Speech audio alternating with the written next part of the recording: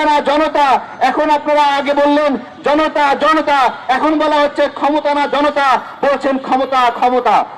এতদিন স্লোগান দিয়েছেন কোটা না মেধা, আমরা সবসময় বলেছি মেধা মেধা, আর আপনারা এখন বলছেন কোটা কোটা। ভালো করে খেয়াল করেন, যে কয়েকটা উপদেষ্টা নির্বাচনের খায়েশ নিয়ে এখানে কুটুর কুটুর করছে, ওই সকল উপদেষ্টার বাবারা পার এলাকায় মাস্তানি করছে।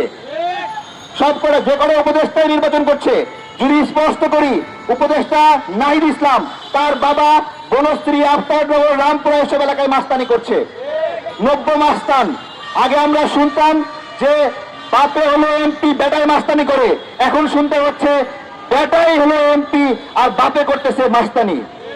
উপদেষ্টা আসিফ মাহমুদের বাবা তার এলাকার এই মুহূর্তে অঘোষিত এমপি, তাই তো বেটাই উপদেষ্টা হয়েছে, বাপে নেতা হয়ে গেছে।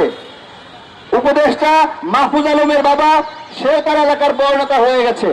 সবার ভাগ্য বদলাচ্ছে। তো এই ভাগ্য বদলানো যদি হয়, তাহলে এই যে স্লোগান দিলেন ক্ষমতা না জনতা, এখন আপনারা আগে বললেন জনতা জনতা, এখন বলা হচ্ছে ক্ষমতা না জনতা, বলছেন ক্ষমতা ক্ষমতা। এতদিন স্লোগান দিয়েছেন কোটা না মেধা, আমরা সবসময় বলেছি মেধা মেধা, আর আপনারা এখন বলছেন কোটা কোটা। তো আমরা স্পষ্ট করছি আমজনতা দলের পক্ষ থেকে, আজকে আমাদের এই প্রতিবাদী প্রোগ্রাম শুরু। কোন উপদেষ্টা এমপি নির্বাচন করতে পারবে না, পদত্যাগ করেও এমপি নির্বাচন করতে পারবে না। আর কিসের এমপি নির্বাচন? এরা যে পরিমাণ চুরি জামারি করেছে, দুদক কোথায়? দুদককে কেন আমরা দেখি না?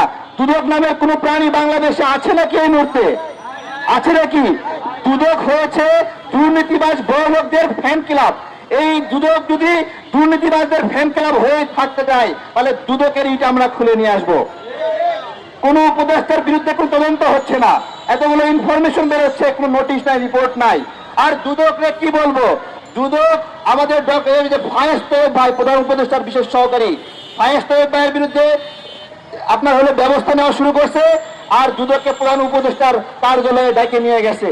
আমার কথা, ডক্টর ইউনূস স্যার, আপনার দপ্তর দুদকের চেয়ারম্যানকে ডাইকা নিয়ে গেছে।